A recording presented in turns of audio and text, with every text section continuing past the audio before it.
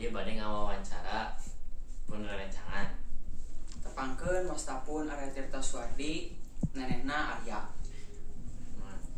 Naon sih corona teh? Corona teh virus anu ngajangkit karena pernapasan. Penyakit karena infeksi teh disebut COVID-19. Di mana sih corona teh? Asal virus corona teh nyaeta ya di Wuhan, kota Wuhan, negara Cina.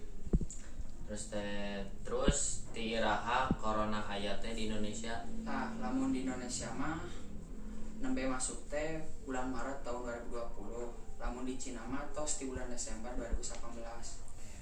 Terus dampak corona teh naon? Nu pertama, pengangguran anu aya di Indonesia teh makin meningkat. Nu kadua, tenaga kerja nu aya di Indonesia ge beuki nurun. Paling teh sakitu pertanyaan ti abdi. Assalamualaikum warahmatullahi wabarakatuh.